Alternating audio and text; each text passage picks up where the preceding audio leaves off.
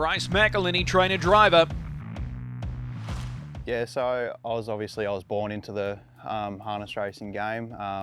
Dad and three of his brothers were involved from a young age, and the main one probably be Glenn McElhinney. He's my uncle, and so he's driven in excess of 1,500 winners.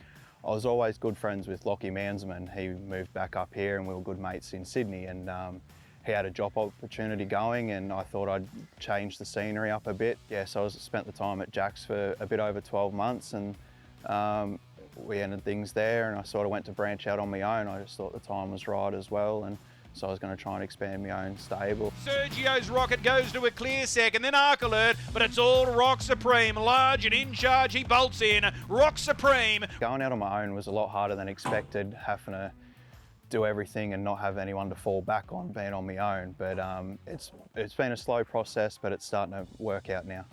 Yeah, the main goal would probably try and find a good setup for myself and maybe branch out to a few more horses and build my own team up. And Rock Supreme's probably been the bread and butter horse for us and for me for a long time. This year been flying of late, and a couple of years ago he was sort of in the same patch of form. He won like 6 out of his 9 starts. So I think I've finally got that Rock Supreme back, and it's really starting to come together, and I think he's got a bright year ahead. So the race calling started as a joke. So I did the mini trotters from 5 till 16 when that was time to move on, and I always sat at home with palm cards from fields and called my own races. Mum and Dad actually said I don't believe him. A lot of people don't believe him. I called a race in my sleep once featuring Blacks Are Fake, so maybe I was just destined to do it, and I've called a few races at race meetings now at Redcliffe, so it's just snowballed from there.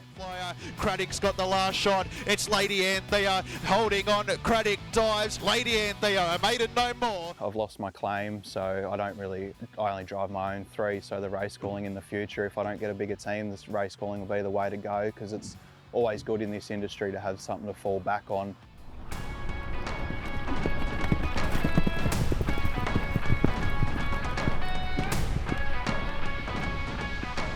So yeah, I met Lily a couple of years ago working together with Jack Butler, and yeah, I got down on the knee and proposed. To some people might have thought it's a shock I was able to get down that far being 6'4", but we got there, and luckily she said yes. Look, it's pretty good. I'm a pretty easy person to argue with, so there is always that, especially when you're two people that are living together and sort of working together and that sort of thing, but you know, it's really good to leave the work at work. We clash a lot, as most couples do in this industry. I'd be lying if I said we were perfect, but we get in and get it done, and it's a good combination. We bounce off each other.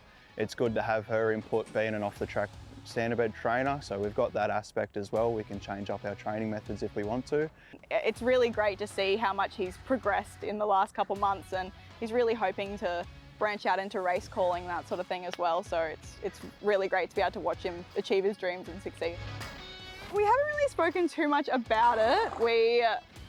We're sort of more focused on our careers at the moment than we are of getting married. I'm sort of just going with the flow and doing what I'm told, so the horses, they can just go for a spell if they need to, and Lily can make the mind up with her. I think she wants her horse involved, but if I have my say, it won't be happening, but I don't think I'll have my say, but that's life.